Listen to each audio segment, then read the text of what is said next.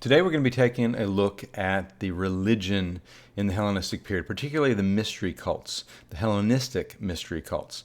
Just like we talked about a mixture of culture last time after the death of Alexander the Great throughout the Near East and the Greek world, we're also going to see a mixture of religious ideas slowly coming together and forming new popular religions. Now, we've talked about mystery cults in the past, so we're going to kind of build off of that material as we look at some of the changes today. But the first thing I want to take a look at is just some of the background of the period, some of the big concerns that are going to emerge in the Hellenistic era. So let's take a look at the concept of fate, something that I know I brought up briefly when we covered the overview of Greek religion in general. So this is not a new concept by any means. It's ultimately a universal concept that we find throughout the world, from religion to philosophy and beyond, right? The idea of fate here is just some kind of impersonal, deterministic force. I guess we can think of it that way, though it's not always conceptualized the same way. Sometimes you'll have the idea of fate being in the hands of a particular being. If you read the Near Eastern mythologies, particularly the Enuma Elish, the creation epic, which we may have discussed earlier this semester, you've got the concept of, destiny, tablets of destiny. These types of things were in the possession of the gods. So when it comes to myth and religion, actually, there we go, right on the screen. Myth and religion, you have it in the stories, you have it in the foundational creation stories. That's what the Enuma Elish is a creation story. Among the Greeks, you have a concept of fate tied into three maidens that were known as the Fates, and they determined the lifespan of an individual, right? One wove a string that represented the length of a person's life, one measured the string, and the other one cut the string or thread. We also know that they had very important prophetic sites, such as at Dodona or Delphi, where people would consult the oracles in order to have knowledge of their future or some kind of guidance in making decisions about the future. Now, if you have some kind of concept, like I said before, of predictability of the future, if there are any beings that can see into the future, then that would lend itself to the concept that the future is in some way predetermined. Okay, so that again is built on this rough concept of fate. When we looked at Greek tragedy, you guys are supposed to read Sophocles' Oedipus Tyrannus, or Oedipus Rex as it's more famously known. And that entire story revolves around the theme of fate. Not just fate, but of course blindness as to one's fate, how much we can control our own destinies and how much is out of our hands. So whether we're investigating it in myth and religion, whether we're investigating it in the theater and the arts, it's still a concept that comes back again and again. And like I said, even today, we have philosophers that basically wrestle with the issue of fate. Now, the quest that we are going to be pursuing with this period of religion is a quest for autonomy. Autonomy literally means being a law unto yourself, right? Self-government, essentially. And we could think of different ways to gain some kind of self-government or independence or freedom from fate in order to manipulate or even avoid any kind of strict determinism. And this would be done in the ancient world through things like participation in magic rites, astrology, the reading of the heavens, and even the mystery cults, the mystery religions. Okay, now there are other ways that we could try to pursue this, and we're going to see a little bit of this when we get to the Hellenistic philosophical schools as well, because they too have a big focus on autonomy. But that's one of the things that might get people to participate in these religions, and one of the reasons they become so popular in the Hellenistic era. Not that they weren't popular with the Greeks already. The thing that changes in this period is that the Greek concept of a mystery religion is going to be merged with foreign deities. And it's going to become a phenomenon that spreads throughout the Mediterranean world. All right, so let's take a look at one other concept, which is, one's ultimate destiny. We already talked about how mystery cults are sometimes concerned with the afterlife. To more or less a degree. I don't want to characterize them as all having the same concern for the afterlife, but we do know cults like the Eleusinian mysteries associated with Demeter and Persephone obviously had a tie to the afterlife. But, what is man's ultimate destiny for the Greek conception or even for other Near Eastern peoples? It's kind of a vague concept for the most part. Greek religious morality is definitely disconnected from any clear belief in an afterlife. In other words, how you live your life doesn't necessarily have any impact on what became of you after you died. Now, the Egyptians did have some sense of that, right? And their idea of a judgment, we talked about that with the Egyptian religion very early in the semester. The idea that you would be weighed on scales as to whether or not you had a life in balance and harmony with Mot.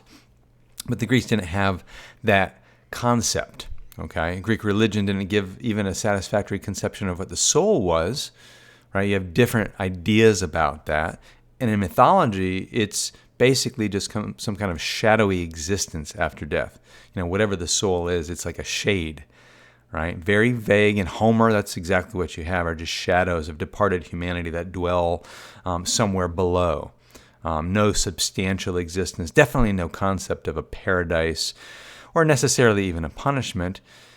But every once in a while in mythology, you'll have a few select mortals that did have a certain type of immortality, like Tantalus or Achilles. Now, their end result is not necessarily going to be anything to write home about. I mean, Tantalus is one of those figures that is known as being tortured for all eternity in the afterlife. But again, this is mythology. And not every Greek believed that these stories indicate any reality about the afterlife. They did talk about Hades, which was the abode of the dead, so we could use that term really to refer to a vague place or gloomy place in the underworld where everybody went. It doesn't matter how you live your life, everybody went to the same destiny. Okay. Now, the concept of Hades and the way it's depicted in the art and literature and even mythology evolves from the archaic writings of Homer to the later classical writings of Virgil. We haven't talked yet about Virgil. He's going to be a Roman poet that gives us a really well-developed vision of Hades in his epic, the Aeneid, which we'll probably talk about later this semester. Sometimes you have a concept of a Tartarus, which would be a really deep pit of the underworld. Sometimes you have an Elysium, which is like the paradise tied to the underworld, sometimes referred to as the Isle of the Blessed, but usually, connected to the afterlife. There's no clear doctrine of reward and punishment either. Whether you go to Hades, the place like Tartarus, for instance, is viewed as a place of punishment, but in mythology, it was usually a place for the worst, like the Titans are thrown down there after Zeus overthrows them. Okay, but the idea of reward and punishment and how you live, that would be something that you get out of some of the philosophers, and definitely some of the sages expound those types of doctrine, not necessarily within the religion. You also have the concept of the transmigration, which we definitely talked about when we talked about the Orphic cult and when we talked about the Pythagoreans, and even when we talked about Plato, the idea that the soul reincarnates, right, from one body to another over the course of multiple lifetimes. So you do find the concept out there, but remember, there's no general acceptance among all the Greeks. There are some people that believe in these things, some people that don't. Okay? Again, Greek religion doesn't have set doctrine, teachings, or beliefs that anybody has to subscribe to. And then we have the mystery cults, right? These are the secret rites where people participate on a voluntary basis. They're held in various places in Greece. You have different characteristics of these cults. They're usually rather distinct, though in the later Roman era they start to blend together. But they generally offer an initiate, remember that's the person that goes through the ritual, some kind of blessing, some kind of change. It could be a blessed state in the hereafter, in the afterlife, like I said with the Eleusinian Mysteries, that seems to be one of the offerings, but it's not necessarily, again, a consistent same type of blessing from one cult to another. All right? Now, let's look at the Hellenistic world. I gave you this map in our last lecture when we talked about the history. I don't want to go back through the map, but you know that we have these big Hellenistic kingdoms that develop. And within the mixture of the Near Eastern world and the Greek culture, you've got syncretism. Now, I do want you to know the term syncretism. It's going to be ultimately a blending of ideas, a blending of cultures. And we use it in the context of religion very often, where one group of people adds foreign elements into their own religious worldview. Okay, it could also be philosophical, etc. But the syncretism just means kind of a blending of things. And that's really the thing that characterizes the Hellenistic world.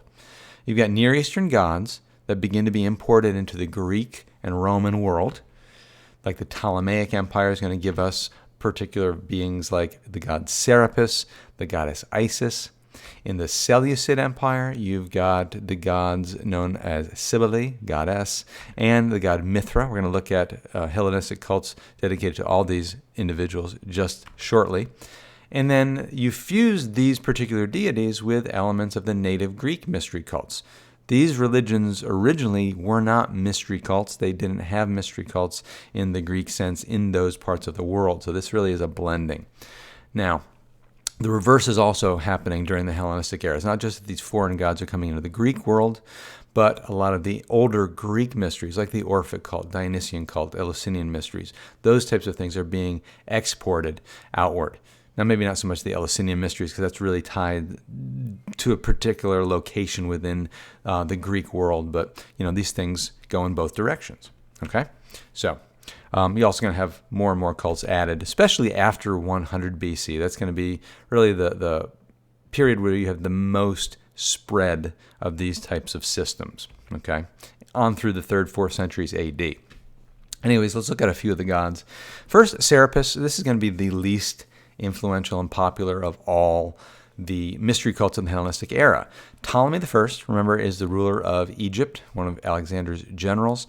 He basically is credited with inventing the god as a way to unite the Greeks and Egyptians. So in other words, the god Serapis did not exist in the Egyptian pantheon, nor did he exist in the Greek pantheon. But it seems to be a fusion of the god Osiris, who is one of the oldest and most important gods of Egypt, and the god Apis, or the Apis bull, which is a sacred animal and manifestation. Now, there are chthonic aspects of Hades and Dionysus that are then tied to the worship of Osiris, and that makes a lot of sense because if you know the mythology of Osiris with his death and going to the underworld to be ruler and judge of the underworld, you could see how it has some parallels and similarities with stories like Hades and connection to Dionysus. So this would be an easy connection to make. And the character would then be depicted in the Greek anthropomorphic style.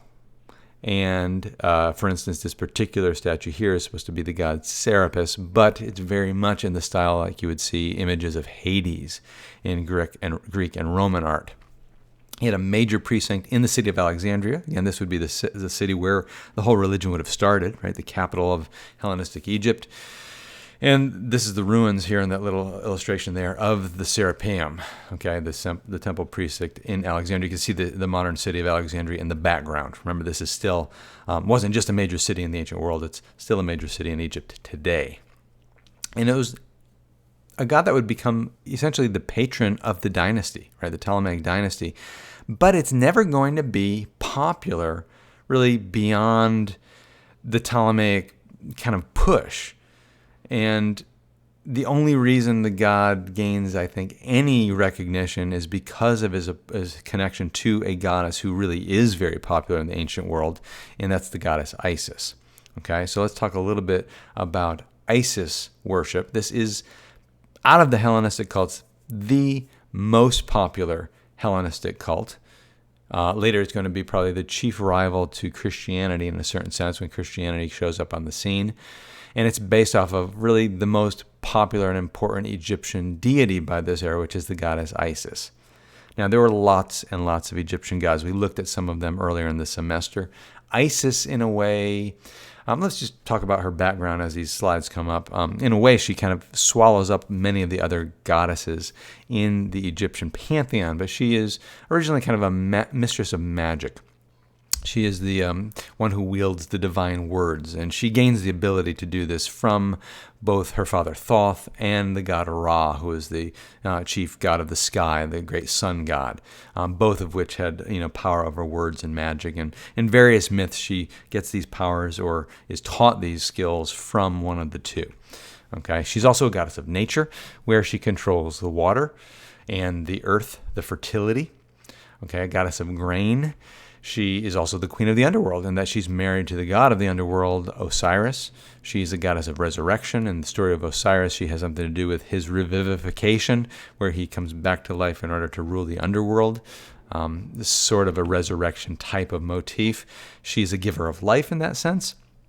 And she's also known as the star of the sea, Stella Maris, by the Romans. This is her connection to the sea itself, that she controlled the sea. And she was identified with a particular object known as the star Sept, or the star Sirius, okay, which usually marked the period of the inundation. So again, this idea of the connection of the heavens and the flooding of Egypt, that would be the period that marks the fertility of Egypt, the beginning of their year, when the river overflowed its boundaries. Okay, so she was tied into all of these things, and she's the source of the Pharaoh's power. Like I said, she absorbs a lot of attributes of other older Egyptian gods, and she becomes incredibly popular, I think, because of her various qualities, personality traits in the mythology, such as compassion, tenderness, love, devotion, things that we get out of the very story of Osiris and Isis, the way she cared for her husband after he was dead, or searched, passionately to be reunited with her lover. Those types of characteristics were somewhat attractive in a god, especially among a culture where the gods are usually, distant, or not necessarily anybody that cares about you as a person. Isis was in some ways, a breath of fresh air or something like that. Okay, so her worship is going to become really, really powerful and important. This image we saw in our last presentation, this is a portion of the statue where we see Isis depicted in kind of the Greek fashion, the classical style. The cult becomes incredibly popular. It spreads not only within Egypt, but it spreads out into the Mediterranean world as it's merged with the Greek mystery tradition. And there are various sanctuaries. In Egypt, the big ones are at Giza, Beit el-Hagar, which is in the Nile Delta up in the north, and then the island of Philae, which is in an island in the Nile, which was where her main temple was. She also had sanctuaries at Delos and Pompeii. This first picture that just popped up is the remains of the temple at Philae in Egypt, and then the other one is the remains of a temple to her dedicated at Pompeii. So Pompeii is a wonderful site because it has such well-preserved ruins of Roman-era buildings. Okay, so again, she's popular throughout the Mediterranean. And Delos, if you don't remember, was the Greek island that was the site of the Delian League. This is where their original capital was back in the 5th century. Okay, now as far as a mystery cult, the initiates seem to be promised some kind of new life, possibly a life after death. And I have a question mark after that because we don't really know exactly what the promises were to the initiates of the cult, as is the case for most mystery religions. They remained mysterious. But we do know that the core myth of Isis had always been tied to the myth of Osiris, which does have to do with the afterlife, so it makes sense that this would be something held out to the initiates. The cult spreads in combination with other cults that were formed in this period, such as a cult of Horus and Serapis, which we just discussed. So the cult of Isis, Horus, and Serapis were ultimately introduced to Rome, and they become really one of the most popular foreign imports into the Roman world, definitely by the 1st century A.D. Horus, if you don't remember, or if I didn't cover that earlier, Horus would have been the son of Isis and Osiris, according to Egyptian mythology. So tied in now to this kind of new family of Isis, Horus, and her new consort, Serapis, who in a way is a replacement for Osiris, right? Now, the most information that we get out of the cult actually comes kind of in a vague way through a novel by a guy by the name of Apuleius of Madara. It's from North Africa. This is a Roman-era novel, 2nd century A.D. He was a lawyer, he was a novelist, he was an orator, and what he wrote was a work that's known as the Metamorphosis, or it's also known as the Golden Ass. So if you were to Google search it, you'll find it under either title, most likely.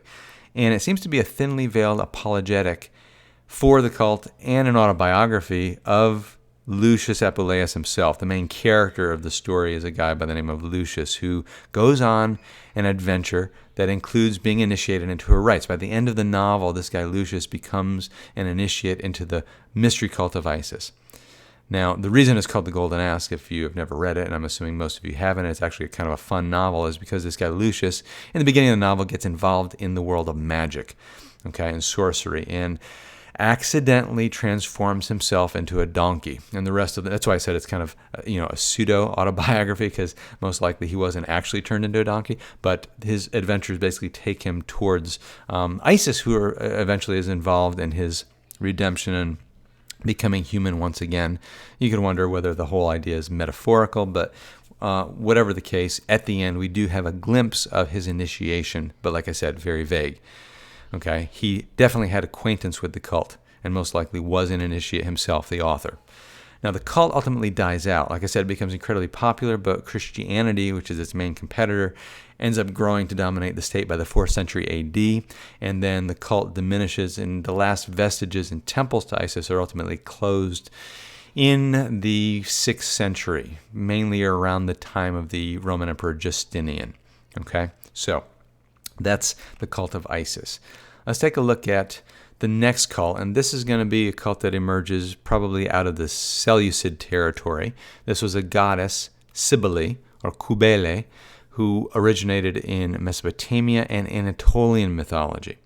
Okay, so she's got a very long history. So, for instance, all the way back to Sumeria, there are records of a queen by the name of Kubaba from the 4th dynasty from the city of Kish. Okay, we don't really know very much about her, but some people have actually tied the name of this queen to the later goddess that is adopted in Anatolia. The Hurrian people of northern Mesopotamia and Anatolia identified her, Hanahana. Hanahana is a goddess of fertility, also known as Kabat. Okay, so here again you see the word, and you can see this word in different forms. Okay, Kabat would have been a version of the word Cybele, so the two are identified. The Hittites and Luwians, you see Kubaba as a fertility goddess. Then when Phrygians come in, remember the Phrygian migration into Anatolia in the 12th century is somehow tied in with the decline of the Hittites themselves as an empire. You have reference to Matar Cybele, or Cybelea, which is the mother of the mountain, worshipped by the Phrygians. And then in Lydia, Kuvav. And then the Greeks, the Ionians, start to talk about Kubebe, which eventually morphs into Cybele. So you see this long transition where there's this fertility goddess, okay, that is worshipped by numerous different tribal groups, ethnic groups within that region.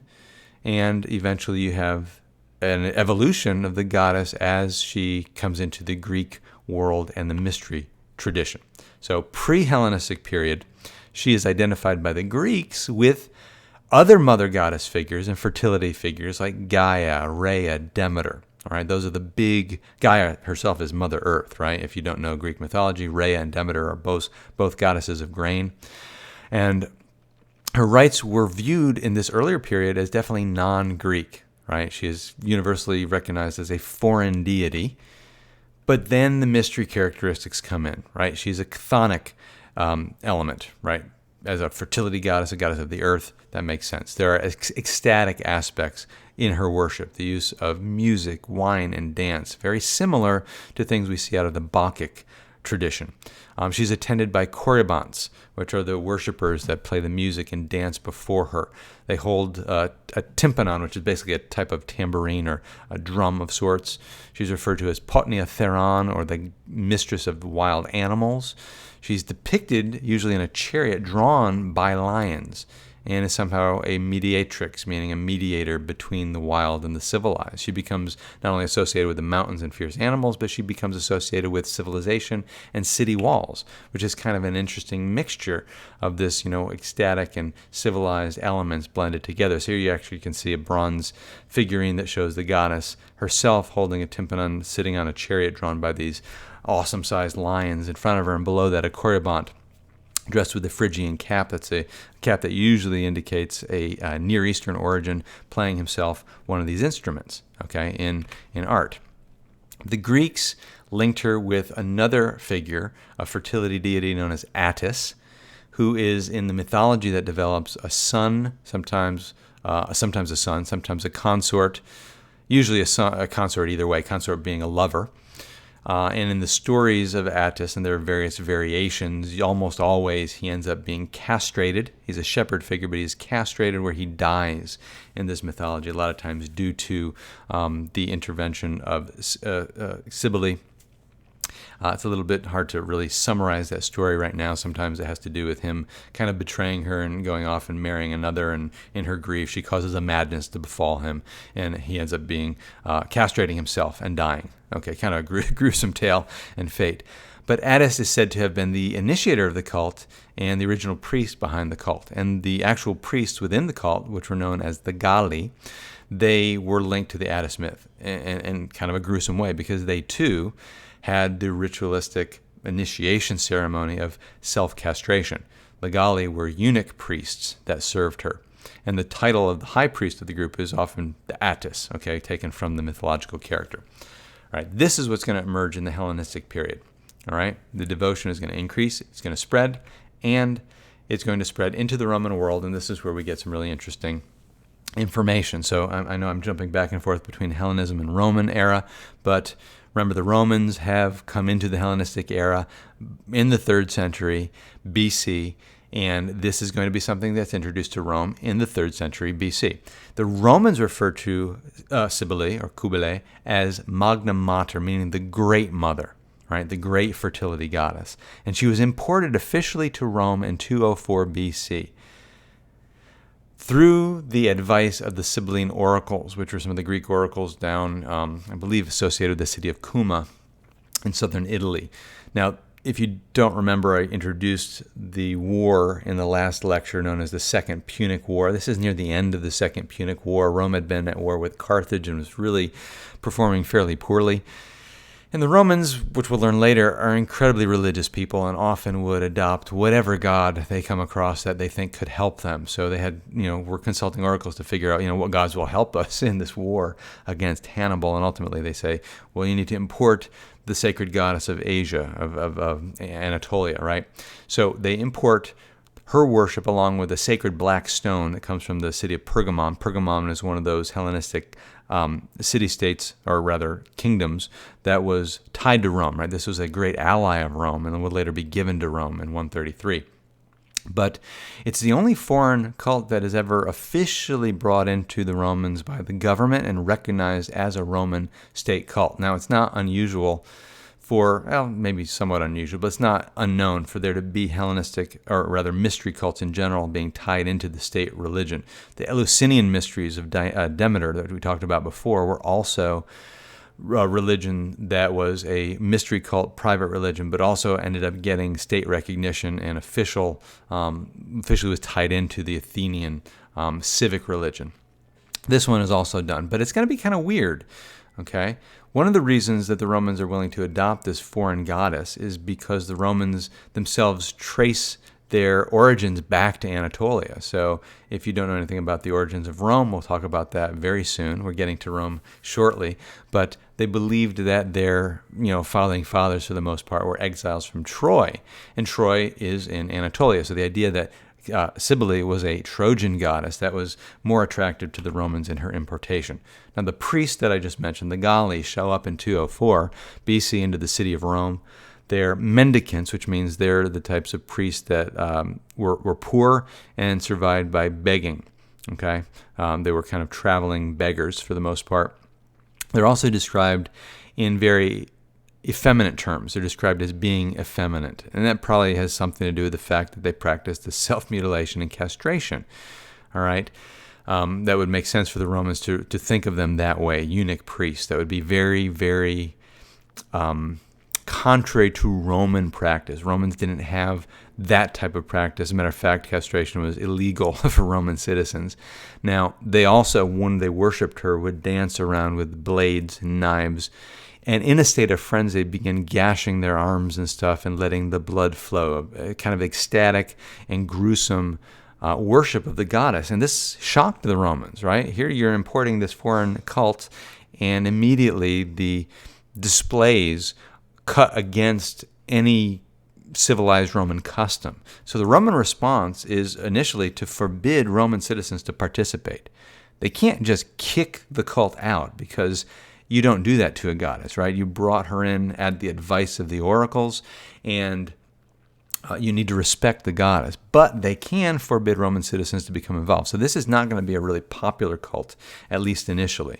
There were laws, like I said, against castration. The Emperor Augustus, the first emperor of Rome, actually brought the cult under imperial control, kind of part of the state religion, and tries to modify it a little bit by putting it under the oversight of the great priests of the state known as the pontifices. We'll talk about them later.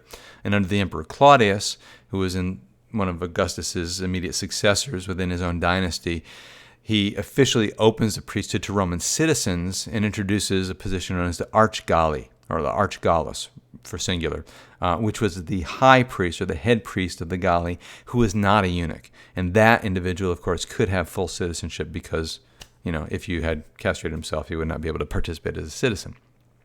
Now, the worship of Cybele and her lover eventually took their place in the state cult, throughout the empire. Last thing I want to introduce is just this really interesting ritual. Couple versions of it, a Tarabolium or Cybele. I don't know if you've ever heard those terms, but Tarabolium has to do with the word Taurus, which is a bull, Cybele of a ram, or a sheep. So there's sacrificial rites where you're sacrificing a bull or sacrificing a sheep to the goddess. And in the 2nd century AD, we see these rituals possibly substituting for self-castration as part of an initiation. They're definitely used beyond that for certain types of initiation ceremonies, even if you weren't initiating as a priest at that level. But the high priest, according to the writer Prudentius, talks about the high priest being consecrated through a Tarabolium ritual. Now, what this would involve is a type of baptism in the blood, literally in the blood of the bull. They are put into an underground chamber, and above the pit that they're in, there would be a kind of a lattice-work roof put above them, and a bull would be brought out above them and then slaughtered. As the bull's throat is slit, the blood would then pour down through the grate onto the initiate below, the high priest who's going through the initiation, and they would bathe in it, they would cover their body, and they would even drink from the bull's blood. And this would be symbolic of kind of a rebirth, possibly.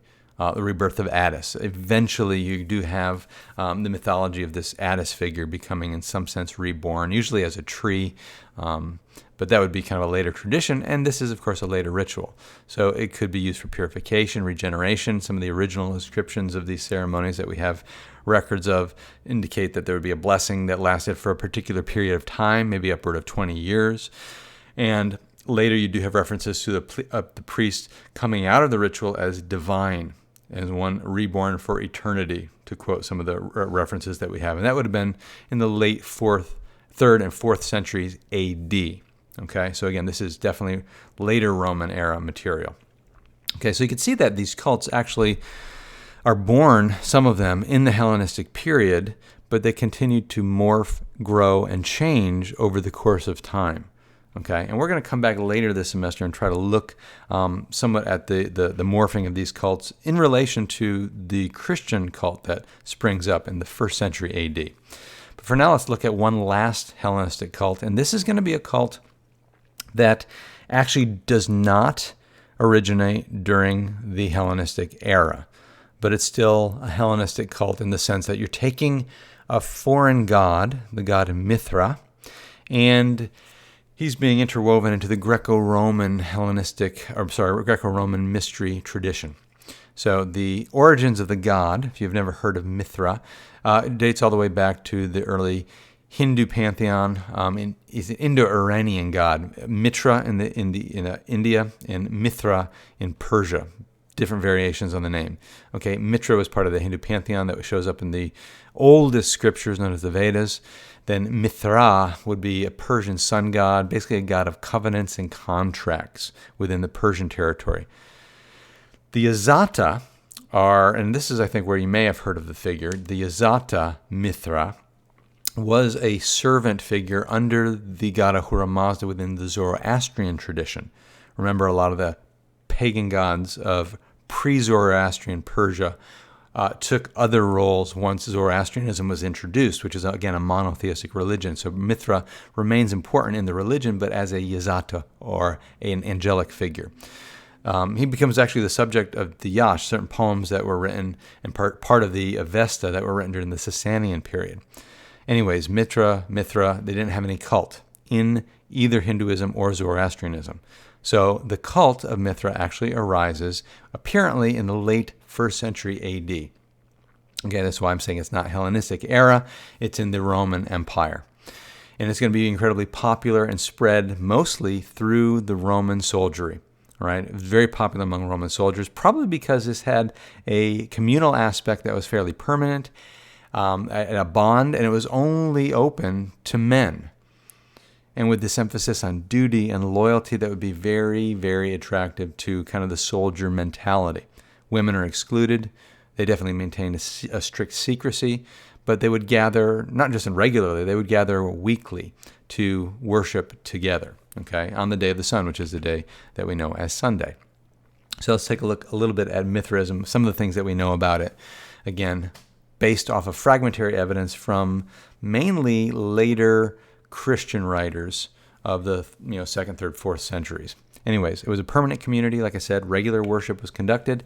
And as far as initiation goes, there seemed to be different levels, different grades, because there were different ranks within the cult.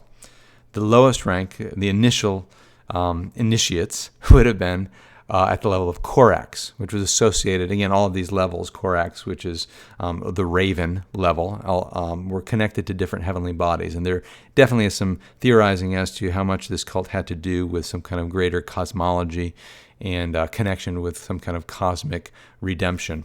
But Mercury would have been the heavenly body associated with the first level. The Nymphus, the Miles, which is the soldier, associated with the planet Mars, the god of war, not surprising. Leo the lion, Perses the Persian, Heliodromus, which is the chariot driver, connected with the sun himself. And then at the top of the hierarchy is the Pater, the leader of the community, the father figure is what Pater means in Latin, associated with Saturn. Okay, so you would have probably multiple different types of initiation rituals occurring over years and years of participation in the cult. Reconstructing the beliefs, myths, and practices is a little bit difficult. We don't have very much literary evidence. What we do have, like I said, usually comes from people hostile to the religion. We do have archaeological material, for the most part, images like you see on the screen, which is what's called the Tauroctony scene. Talk about that in just a second.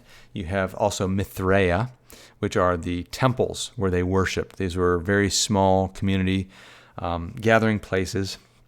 Usually could house, maybe 30 or more people in what was like a subterranean cave-like enclosure. The picture down below, you could see kind of the cave structure and the benches where the people would sit. And at the back is an image of, again, that Tauroctony scene. So what is the Tauroctony? It's a scene showing Mithra, or Mithras, because the Romans referred to him by the name Mithras with an S on the end, slaying a bull, usually surrounded by a bunch of different animals, like a dog, a scorpion, a raven, I think I said a scorpion twice, a serpent. And from the wound in the beast's neck, you'll sometimes see blood flowing out. Sometimes you actually see grain flowing out. And sometimes you'll have these other figures, Cautes and Cautopates, kind of flanking him. You could see them in the upper picture, one with a torch pointed downward, one with a torch pointed upward, probably illustrating the rising and setting of the sun, because there's, like I said, a solar cosmology tied to this story. We don't really know much about the story, right? We just have images. We do know the central myth probably had something to do with Mithras slaying a bull within a cave, but other than that, we don't know much about it. One speculation that scholars have brought out is whether or not the cult practiced the Tarabolium like the cult of Cybele did, which is, again, that bull's blood baptism. That's gone back and forth among scholars. It's unlikely that they actually did this, but you could see why it might have been a ritual attached, because the central myth has to do with the slaying of a bull. Anyways, we don't know very much about it. It reaches its peak in the third century A.D., and I think one of the reasons it never is a huge rival for Christianity or can compete with a cult like ISIS is really because it was a cult that was not open to most of the Roman population, right? It was only open to men. So it's obviously going to have a restricted adherence. Anyways, those are the big cults and religions of the Hellenistic period. And a good example, I think, of the concerns of the era, trying to have some control of your future destiny, some type of promise of a better afterlife, and the spread and mixture of ideas really, again, fits with what we're seeing develop after the conquest of Alexander and into the Roman era.